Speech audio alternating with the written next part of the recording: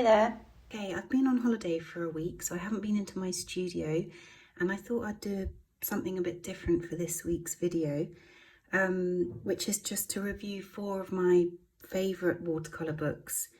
They're all, there's quite a variety here because I paint flowers, which I make into clip art, and I also do more abstract paintings, so these books kind of reflect that diverse range of interests. So hopefully you'll find one or two that you find interesting.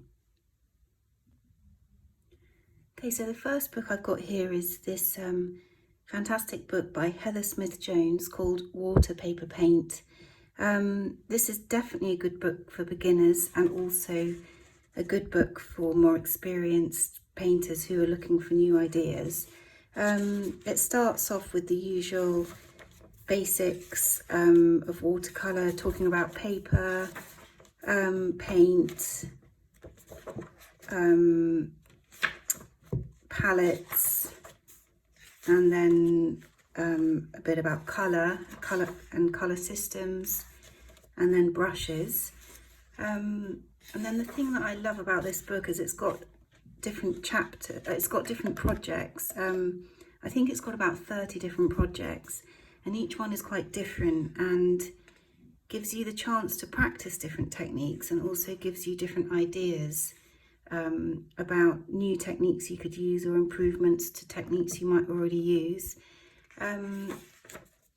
So here we go. Here's an idea about making some labels. This one's working wet onto dry.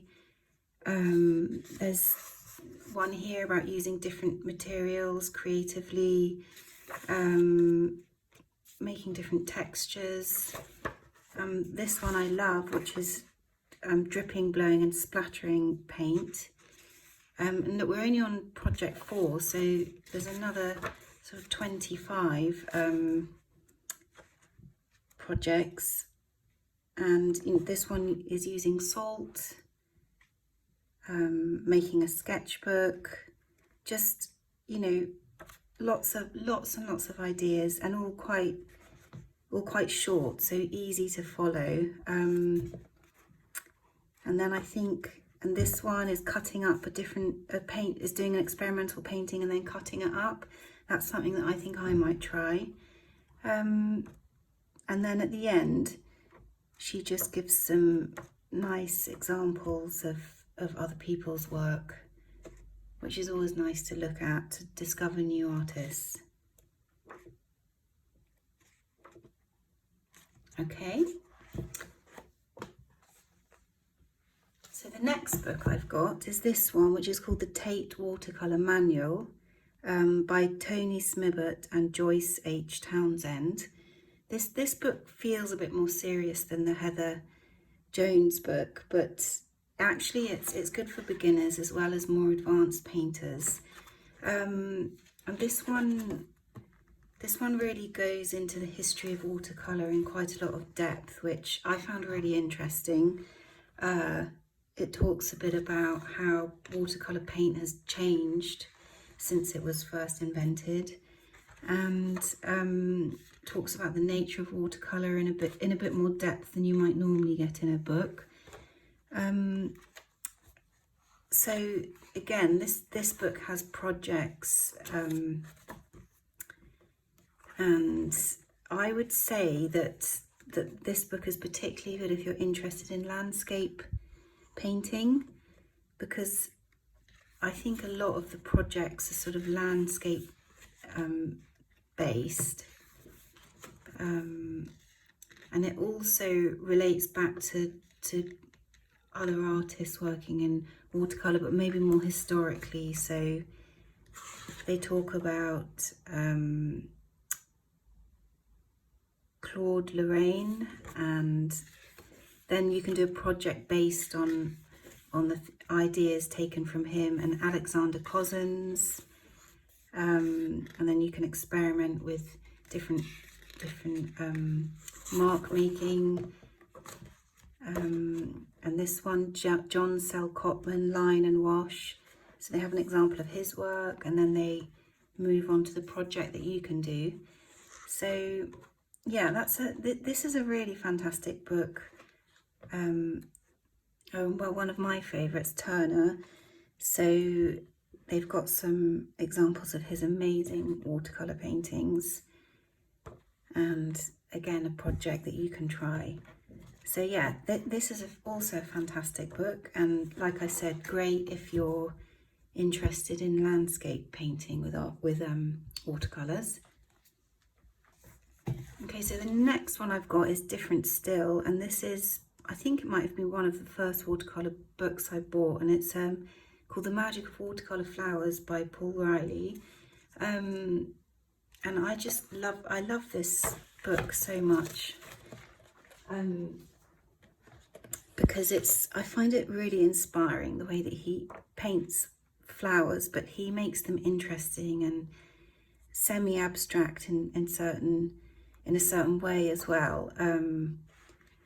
I mean, the main thing that I do with this book is I just look at the pictures for inspiration, and the colours that he uses, but he does do projects within the book. I'm not sure how many projects there are, but you can follow these demonstrations. And this one I loved, and actually this inspired me to create some of my wet in wet floral paintings, which I still want to do some more of. And obviously this chapter here is a bit about colour, and he talks about, you know, complementary colours and how he uses them, and he talks a bit about greens as well, which is always useful if you're trying to draw flowers. And then another thing that I like about his work is these kind of paintings that he does outside where he just sort of fills the whole page with paint, and I really love those. I think it's really inspiring. Okay, so that's that book. And then for the final one, I've got something a little bit different, because this is actually a book about Paul Klee, but I just find his use of watercolour so interesting and unique and inspiring. This book here obviously isn't just watercolour, it has other mediums in as well, but he did use watercolour a lot.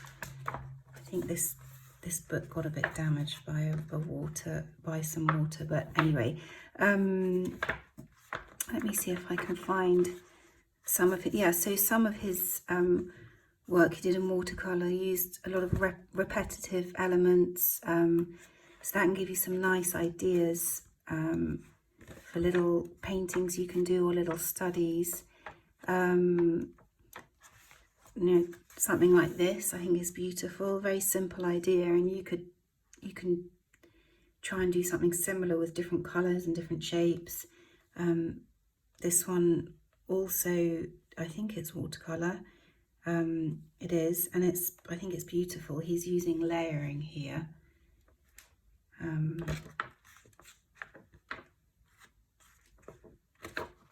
Like I said, it's not all watercolour, but there's definitely some great ideas in this book. Okay, so that's the final book. That's by Paul Klee. Okay, so I have a quick rundown of the books that I've gone through. The first one was this, Waterpaper Paint by Heather Smith-Jones. The second one was this, Tate Watercolour Manual by Tony Smibert and Joyce Townsend. The third one was this one, The Magic of Watercolour Flowers by Paul Riley. And the final one was this, Paul Klee, Life and Works. Okay, so I really hope that you have enjoyed this video. And yes, I will put the name of these books in the description, and please like this video if you enjoyed it, and subscribe to my channel for similar videos in the future. Okay, thank you, bye.